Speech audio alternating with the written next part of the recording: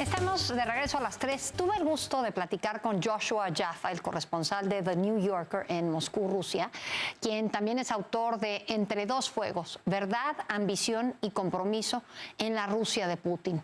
Entre otras cosas, le pregunté si está de acuerdo en que la actual situación de Ucrania es un impas, ya que Rusia no ha podido tomar Kiev ni ninguna de las otras grandes ciudades ucranianas, y qué significa esto para el futuro de la guerra. Esto es lo que nos respondió.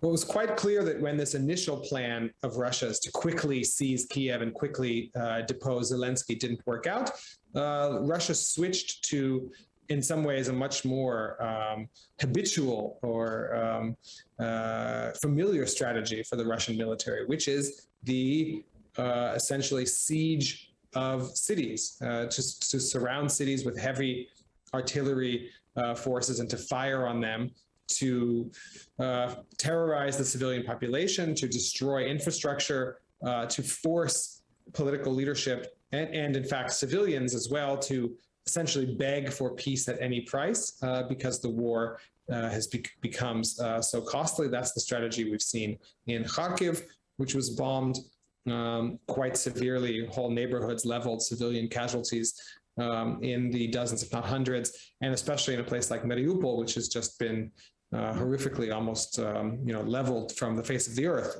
with civilian casualties in the thousands, absolute horrific days, day after day of indiscriminate shelling of civilian neighborhoods, or in fact, we should probably say discriminate, purposeful shelling of civilian neighborhoods as part of Russia's military strategy. So having failed to achieve Plan A, Plan B seems to be to wage a kind of brutal war of attrition on Ukrainian cities and on Ukrainian civilians in the hope that that forces Kiev to acquiesce to Russian demands.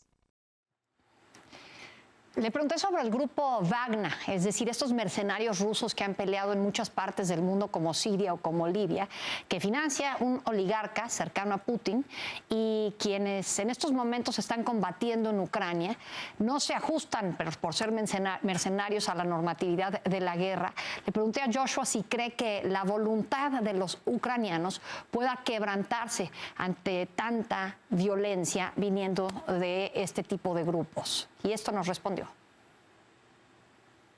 At this point, no. I mean, we don't see a collapse in Ukrainian will and Ukrainian support for continuing to defend the country. You don't see large portions of the population demanding Zelensky that make peace at any cost. In fact, the opposite. You see a real resolve and determination to continue the fight and continue the fight militarily.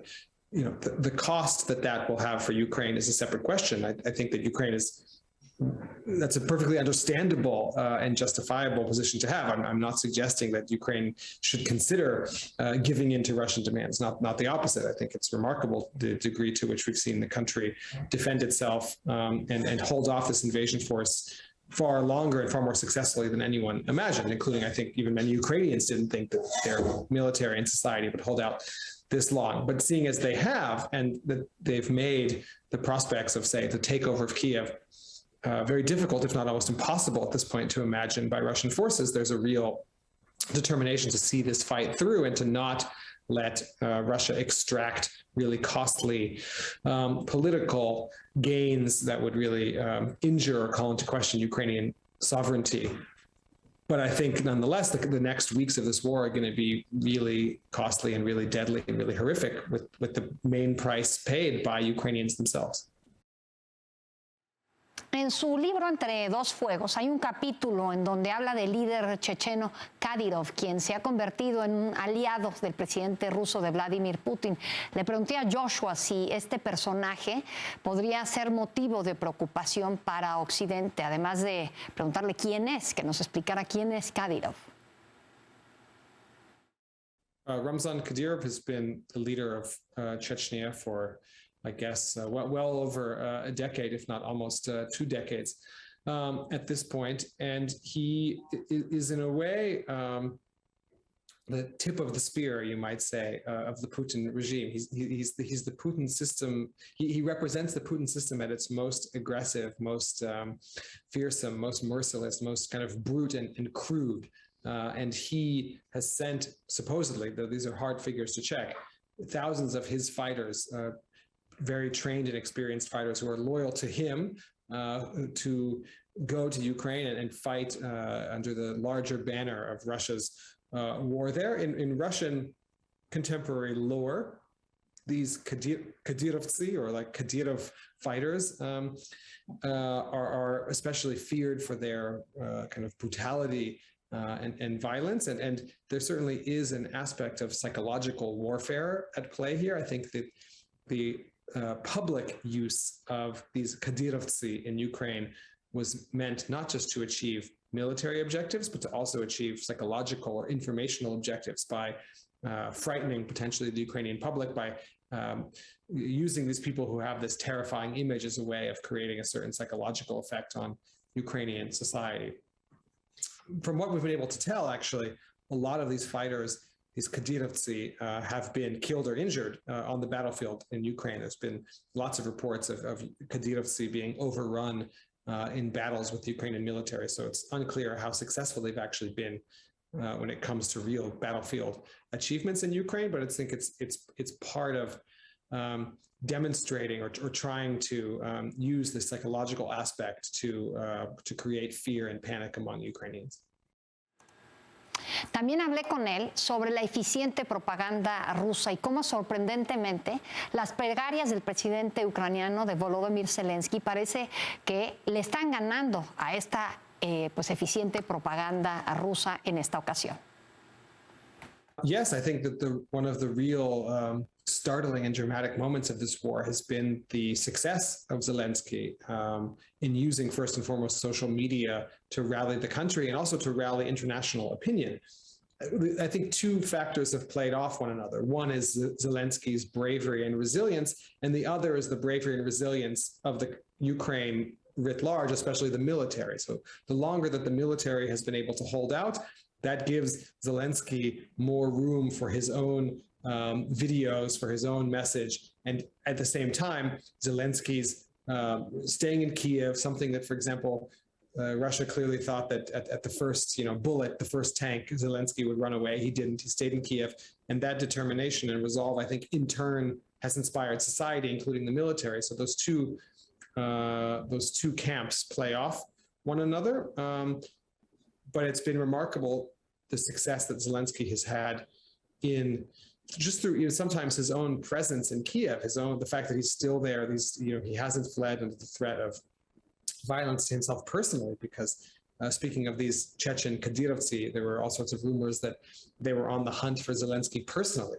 And so just his continued presence in Kiev was seen as an act of bravery, and one that I think Western countries couldn't ignore. Zelensky's pleas for aid, military aid, first and foremost from the West, as well as sanctions. He had such a moral aura around himself that it was difficult for Western capitals to refuse many of his demands and requests. Hablamos también sobre las nuevas leyes de censura que se aprobaron en Rusia, por las que hay, por ejemplo, 15 años de cárcel, solamente por hablar de que la invasión es una guerra. Le pregunté a Joshua si cree que esto muestra a un Vladimir Putin desesperado, arrinconado, y esto nos respondió. You could read it that way. I mean, you could read it as essentially the system is proceeding according to its own logic. Things were headed in this way for some time. If we talk about domestic repressions and the domestic crackdown, this didn't come out of the blue. The opposite, that we've seen a steady ratcheting up of domestic controls and the domestic repressive mechanism.